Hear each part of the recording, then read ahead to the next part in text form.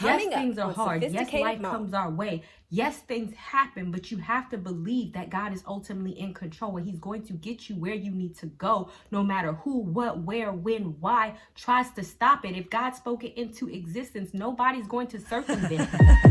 Dedication, preservation, take a look inside your salvation.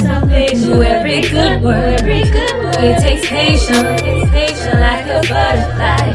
Transformation. What is up, guys? Sophia here, back with another video. And if you are new to my channel, then don't forget to subscribe and hit the notification bell so you can stay updated on all my videos. And also don't forget to check the description box because I always put a lot of stuff in there, including my Patreon where I talk about all things leveling up. Now, in this video, we are going to talk about what to do when you feel like your dreams ain't coming true. That rhymed. Yeah. Awkward. All right, so oftentimes we may feel that no matter how hard we try or how hard we push, or no matter how hard we wish, hope, dream, beg, pray, I don't know what it is that you're doing, but you just can't seem to take flight into the place that you need to go, and you just can't seem to make your dream come true. Well, I'm here to give you a little insight in order to help you out. So the first thing that I want to go into is I want to get into a Bible first in Matthew 25. And it is the story of the talents. So if you go to Matthew 25:15, you can read the whole story of the talents. I actually wrote a blog on that and I will put that in the description box, but I'm actually just going to take this one specific verse. To one he gave 5 talents, and to another he gave 2, and to another he gave 1, each according to his own ability, and then he went on his journey. So if you're not familiar with the story of the talents, it is talking about a parable in which the master gave everybody 1, 2, or 5 talents and went about his journey. This is a metaphor. The person is God and you are the person with the talents, okay? But really what I want to point out here is that each according to his own ability. So that means that whatever situation that you are in, if you have a dream or something that you really want to pursue, whatever limitations that you have, even though, and I know this might upset some of y'all because I certainly feel ya when God told this to me, even though it might be more difficult, because if you have 1 talent compared to somebody that has 5 talents, of course, if they have more resources, it is going to be easier for them to make their dream come true. And you're like, hey, I only have 1. However, know that whatever position that you are in, God gave you your own unique abilities and with everything that is within you to make your dream come true. Period. No excuses, no anything. Yes, some of our journeys may be a little harder. Yes, some of them might require a little bit more work. Yes, it may not seem fair, but understand that, hey, if God saw it within you in whatever position, situation, whatever thing that he put you in life, he saw fit that you have what was within your means in order to make whatever you want to make come true. And I can even personally attest to this, that when I became a single mother, yes, the situation was very difficult, but that is actually what helped me find my purpose. It by no means was easy, and I will list my single mom story in the description box. At all easy. There was a lot of hardness.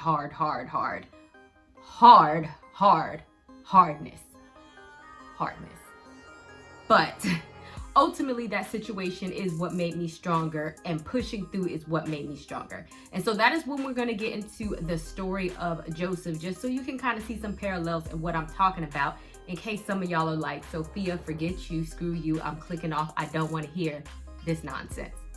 But hold up. Let's talk.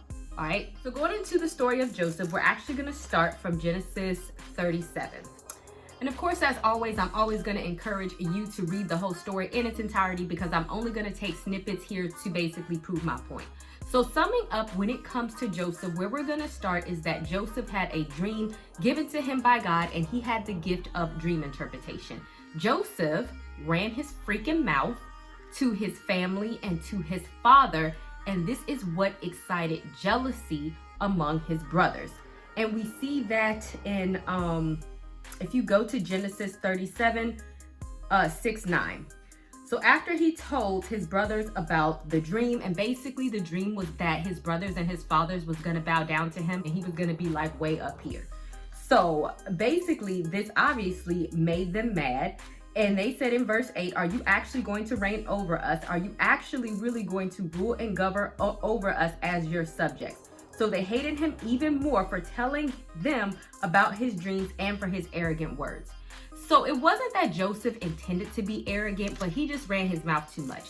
And so honestly, this is kind of a lesson to you, because I definitely feel that people have the ability to speak down to your destiny or even try to block your blessings, because not everybody is necessarily happy for you. So if you're trying to tell people what moves that you're trying to make and you're trying to tell the wrong people, then understand that they might try to discourage you, make you feel bad about it, tell you that you can't, and block your blessings or do something. And ultimately, all this is going to make you feel like crap, because if you already feel like, oh, God gave me a dream, and they don't understand, or they're jealous, or they just want to make you feel bad about it, then understand that that's going to get in your way, and that's only going to add to the discouragement that you already feel. And especially as time goes on and you start taking a long time, your family, your friends, your frenemies, anybody can start to tell you, oh, I see that, I told you that wasn't going to happen.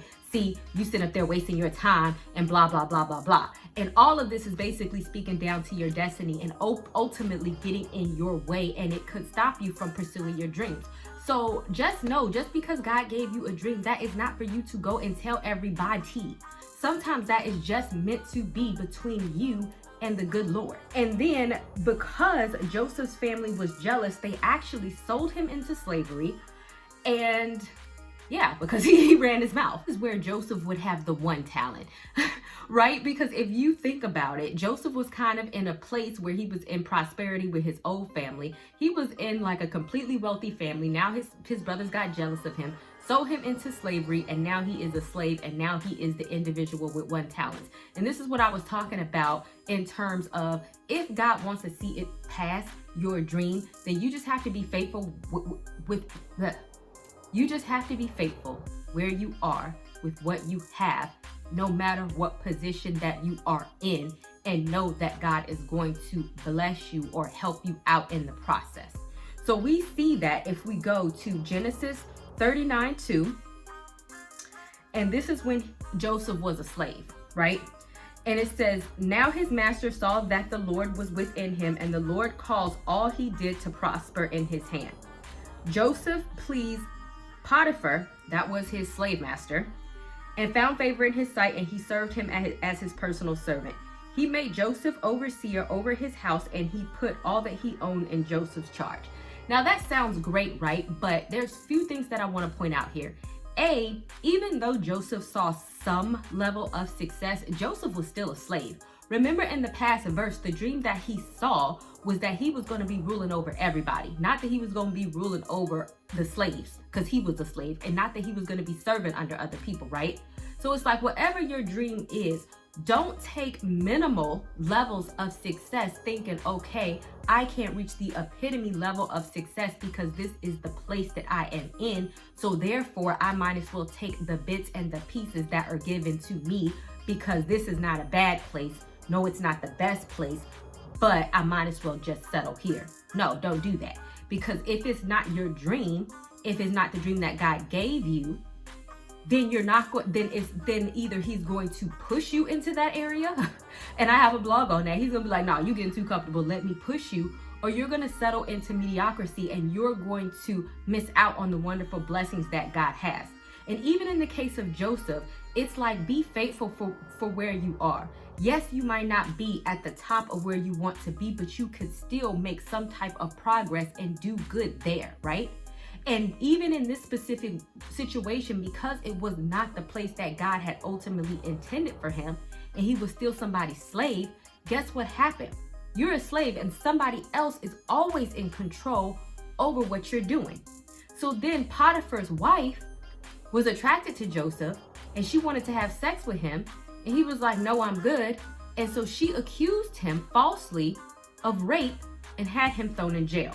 So that's why you can't ever get settled on where you're not supposed to be, thinking that it's good, or this is all you can do, or because you're doing okay, or you're prospering in some capacity, thinking that that's good. Because if that's not the ultimate place that God want to give you, he'd be like, no, don't stop. And also, you never want to put your destiny in somebody else's hand where they have the power to give it and they have the power to take it away. And also know that just because you reach hardship. In this specific case, he was falsely imprisoned. He didn't even sleep with the woman.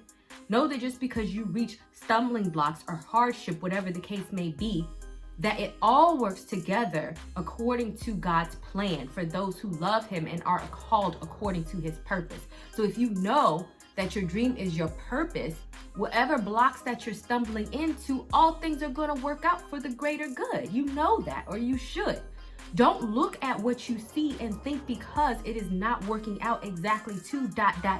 it must not meant to be. And so we see that because now Joseph goes to jail, and instead of him getting discouraged, he uses the same godly integrity and morality even in freaking jail. So we're gonna go to Genesis 39:21 when he was in jail. But the Lord was with Joseph and extended loving kindness with him and gave him favor in the sight of the warden. The warden committed Joseph care management, all the prisoners who were in prison, so that whatever was done, he was in charge of it. The warden paid no attention to anything that was in Joseph's care because the Lord was with him. Whatever Joseph did, the Lord made it prosper. So once again, you see that just because God is with Joseph, Joseph is prospering where he is at. So sometimes on the way to our dreams, because it is not the ultimate place, you might get discouraged, you might give up, and you might not see God's favor over you because this is in jail. How much could he possibly prosper? I mean, let's be real. But Joseph did not get caught up in, okay, I'm in prison. Yeah, I might be prospering to some capacity because this is jail. He got caught up in doing the right thing just because it was the right thing. He did not get bitter because he was falsely imprisoned. He did not get bitter because he wasn't supposed to be there. And he did not get all antisocial. He still worked like he was supposed to work, knowing full well that something, somewhere was going to work out because God's favor was upon him. And then because he did this, this is what ultimately led him to his dream. So if you continue to read chapter 40, and I'm not going to go into it, but I'm going to give a summary. There was 2 servants that were in the jail from the Pharaoh, and they had dreams that they were very worried about and that they could not interpret. Joseph came and he interpreted the dreams for them. For one servant, he said, you're going to die, get hung, and you're going to be executed. The other servant, he says, don't worry, you're going to be restored to Pharaoh. And then the guy was like, oh, really? If that happens, I'm not going to forget about you. So it's like if Joseph was not faithful and he turned all antisocial and bitter and angry at everyone, that opportunity would have never happened for him to help somebody else, because he didn't have to help nobody. He was in jail. He probably didn't want to be there. He was probably in a bad mood. He didn't have to do nothing, right? But he chose to. And even after that, he stayed there because the person that he said, oh, you're going to find favor with Pharaoh, actually forgot about him. He even went back on his word. So it's like some of y'all pursuing y'all's dream might feel like, oh, dang, this person said that they was going to help me out. They said they was going to come through. They said they was going to do this. They said they was going to do that, and they didn't do it for me. But instead of you getting mad, understand that what is for you, and your fate don't rest in anybody else's hands, because God is always going to see you through, point blank, period. So as we go on to the story, all of a sudden Pharaoh has a dream, right? Pharaoh has a dream. Yeah, Joseph should have been out of jail a long time ago because he helped this dude, but fine. God was like, you know what? Let me go ahead and give dude a dream. So Pharaoh had a dream. Nobody could interpret the dream. And guess what happened? The dude that he helped in the jail was like, I know somebody, after all this freaking time of you forgetting about Joseph. And so mind you, for this dream, I should say this, Pharaoh had the dream for 2 years. I should say this. So he had the dream, and for 2 years, he could not find anybody to interpret this dream. Until finally, it dawned on this fool who forgot about Joseph that he knew somebody that could help him, right? And so then when he finally called for Joseph, in chapter 40:14, then Pharaoh sent and called for Joseph, and they hurriedly brought him out of the dungeon. And when Joseph shaved himself and changed his clothes, making himself look presentable. So mind you, he was looking all busted and poor. So magically, because he was getting ready to go upon Pharaoh, he all of a sudden moved from the bottom of the totem pole like that, literally overnight to the top, right? He interpreted Pharaoh's dream, and Pharaoh said, you know what? I'm going to make you the second most powerful man in Egypt, second to myself, and nobody can touch you. What? And so I want to back up because I want you to feel me real quick, because it's like you don't know the day, the time, the hour, or whatever is working behind the scenes, or what God is doing in order to manifest your dreams and to make it come true. Don't get blinded by the fact that you're in jail. Don't get blinded by the fact that you don't see what is going on, or don't get blinded by the fact about the people who have done or are doing you wrong. You have to believe that somehow, if you keep doing the right thing and going about things the right way, then something, somehow, some way is going to work out, and everything that you're going through, good, bad, and different, is going to work out for your greater good. And your only responsibility is to act according to the person that God made you to be, knowing that when you do that, the opportunity will present itself. So when you go to Genesis chapter 41, verse 41, then Pharaoh said to Joseph, "See, I have set you in charge over the land of Egypt." The Pharaoh took a signet ring from his hand and put it on Joseph's hand and dressed him in official investments of fine linen and put a gold chain around his neck. He had him ride in his chariot, running, and proclaim before him, "Attention, bow the knee," and he set over him all of Egypt. Moreover, Pharaoh said to Joseph, "Though I am Pharaoh, yet without your permission shall no man raise his hand to you to do anything, or set his foot to go anywhere in all the land of Egypt. All classes and people shall submit to your authority."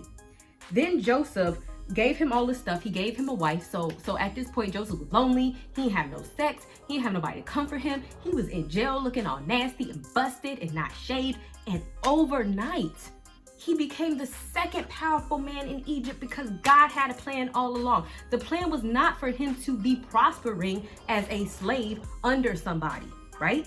The plan was not for him to be prospering in jail under a warden. Not for him to say, "Oh, this is good enough." That was a part of the process, but it certainly was not the ultimate plan. So don't get it twisted. If God gave you a vision and he gave you a dream, then you need to submit to that and don't get discouraged by what you see. Because all these people end up bowing down to him, just as we seen in the first verse when his brothers got jealous of him. And if we go on, guess how long this took? Joseph was in Egypt for 13 years. 13 years. No, it wasn't fast. No, it wasn't overnight, but he remained faithful, and ultimately he got repaid, and he got his blessings, and he got his destiny. Everything that was promised to him came to pass exactly how it was according to. It didn't matter that his brothers put him in jail. God was like, "Oh, I got something for you." It didn't matter that that woman, it didn't matter that his brothers sold him into slavery. God was like, "Oh, I got something for you." It didn't matter that that woman accused him of raping her and put him in jail. God was like, "Oh, I got something for you." None of that mattered because ultimately God has the ultimate say so. And if you read the story of Joseph, we know that at the end, when the famine came, because that is what the dream was about, everybody had to come to Egypt because they had been stacking up food for 7 years, including his brothers, the same people that put his behind in jail, and their behinds had to bow to Joseph just like God ordained it so. So I guess my point is like, I understand, and that's why I was like, nah, let's not get caught up in I only have one talent. Yes, things are hard. Yes, life comes our way. Yes, things happen, but you have to believe that God is ultimately in control, and he's going to get you where you need to go, no matter who, what, where, when, why tries to stop it. If God spoke it into existence, nobody's going to circumvent it. Yes, people might have forgot about you, like that man in jail. "Oh, I helped him. He said he was going to help me back, but he forgot about me." Fine. Okay, that's cool. You forget about me. God still has a plan. Yeah, somebody might have lied on you. Okay, that's cool. You gonna get yours. But guess what? God still has a plan.